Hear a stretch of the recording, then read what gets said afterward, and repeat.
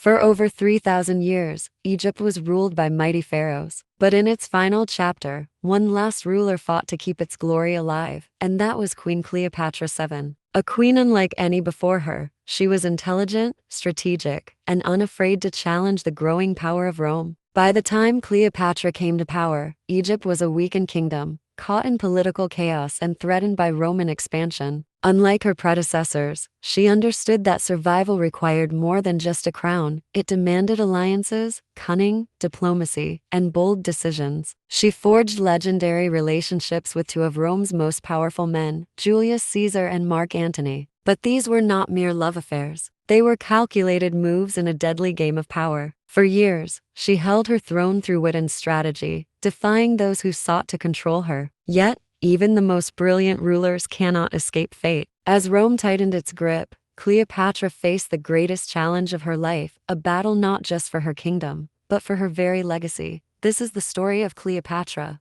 the last pharaoh of Egypt, a queen who played the game of thrones and lost. The Ptolemaic dynasty, descendants of Alexander the Great's general Ptolemy I, had ruled Egypt for nearly 300 years. But by the time Cleopatra was born in 69 BC, Egypt was a shadow of its former greatness, riddled with corruption, internal feuds, and economic decline. The biggest threat, however, did not come from within, but from Rome, the rising superpower that already had its eyes on Egypt's wealth. When Cleopatra's father, Ptolemy XII, died, she and her younger brother, Ptolemy XIII, were declared co-rulers. But at just 18 years old, Cleopatra was not content to be a mere figurehead. She sought to rule alone. However, her brother's advisors, fearing her growing influence, turned against her. In a sudden coup, Cleopatra was forced to flee Alexandria. Her younger brother, now under the control of his power-hungry advisors, claimed the throne for himself. But Cleopatra was not one to accept defeat. She retreated to Syria, where she began building an army, determined to reclaim her rightful place. Meanwhile, across the Mediterranean, another power struggle was unfolding, one that would change the course of history. The great Roman general, Julius Caesar, had just defeated his rival, Pompey, in a brutal civil war. When Pompey fled to Egypt seeking refuge, Ptolemy XIII saw an opportunity to gain favor with Rome. He had Pompey executed and presented his severed head to Caesar. But instead of gratitude, Caesar was enraged. Pompey had once been a Roman leader, and his dishonorable murder was an insult. Caesar sailed to Alexandria, demanding order be restored. This was the moment Cleopatra had been waiting for. Knowing she had only one chance to win Caesar's favor, Cleopatra devised a bold plan. Unable to enter the palace without being captured, she had herself smuggled in, wrapped inside a rolled-up carpet. When the rug was unfurled before Caesar, Cleopatra emerged, captivating the Roman general not just with her beauty, but with her sharp intellect and charisma. Caesar, recognizing her ambition and potential as an ally, sided with her. The battle for Egypt's throne had begun. Cleopatra's bold gamble worked. Caesar, a man known for his military genius and political foresight, was impressed not only by her beauty but by her ambition. He saw in her a ruler who could stabilize Egypt, a crucial ally for Rome's growing influence. But there was a problem. Cleopatra's brother, Ptolemy XIII, and his advisors refused to surrender power. What followed was a brutal conflict. Caesar, with a small Roman force, found himself trapped in Alexandria as Ptolemy's army laid siege to the palace. The city erupted into chaos, and in the crossfire,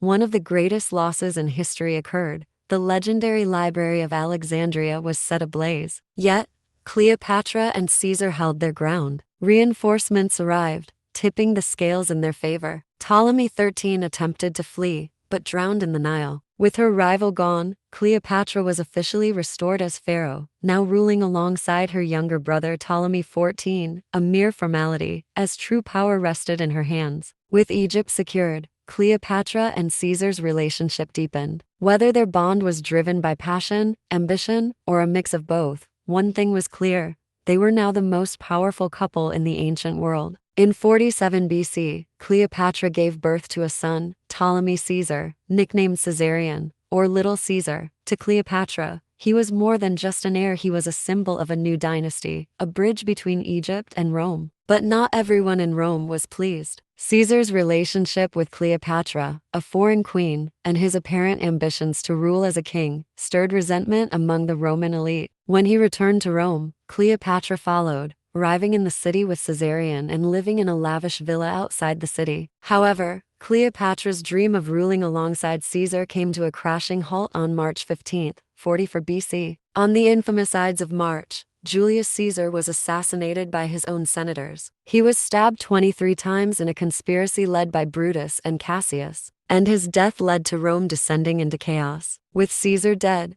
Cleopatra's position became dangerously unstable. She had lost her greatest ally, and Rome was no longer a safe place. Before the tides could turn against her, she and Caesarion fled back to Egypt, preparing for what came next. During the civil war that occurred in Rome after the assassination of Caesar, Caesar's most loyal allies, Mark Antony and Octavian, defeated the conspirators and divided the empire between them. While Octavian controlled the west, Antony took the east, including Egypt. Antony, a warrior known for his charisma and military prowess, summoned Cleopatra to meet him in Tarsus. She did not come as a supplicant, but as a queen. Arriving on a golden barge adorned with purple sails and scented with exotic perfumes, Cleopatra presented herself as the living embodiment of Aphrodite, the goddess of love. Antony was mesmerized. What began as a political meeting quickly turned into a legendary romance. Antony and Cleopatra's relationship was more than just passion, it was a strategic partnership.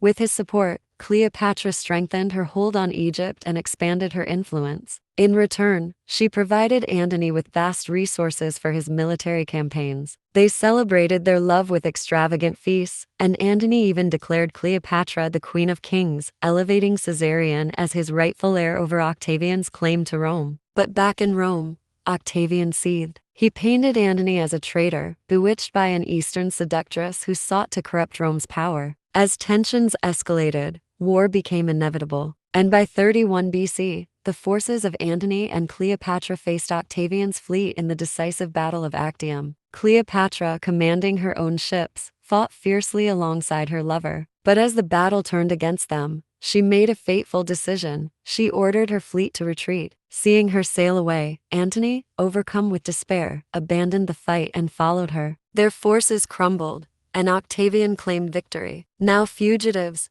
Antony and Cleopatra fled to Alexandria. The once mighty rulers were now trapped, their empire slipping through their fingers. As Octavian's army approached Alexandria, Antony received false news that Cleopatra had taken her own life. Devastated, he fell on his sword, mortally wounded. When Cleopatra learned of his fate, she rushed to his side. He died in her arms, whispering his final words of love. But Cleopatra would not be taken as a prisoner. She knew that Octavian planned to parade her through Rome as a trophy. Instead, she chose to die on her own terms. According to legend, she arranged for a venomous asp to be smuggled into her chamber. Dressed in her finest royal robes, she let the serpent's bite take her life. With Cleopatra's death, Egypt fell to Rome. The Ptolemaic dynasty was no more, and Octavian, soon to be Augustus, became the first emperor of Rome. Caesarion, the last hope of an independent Egypt, was executed. Yet, Cleopatra's story did not fade. She was the last pharaoh of Egypt, a woman who defied empires, played the Game of Thrones at the highest level, and became a legend whose name. She was more than a queen. She was a force of nature, a strategist, a mother, and a lover. And though her kingdom was lost, her legacy remains immortal. Thanks for tuning into the past. Don't forget to subscribe and join us next time for more stories that shaped our world.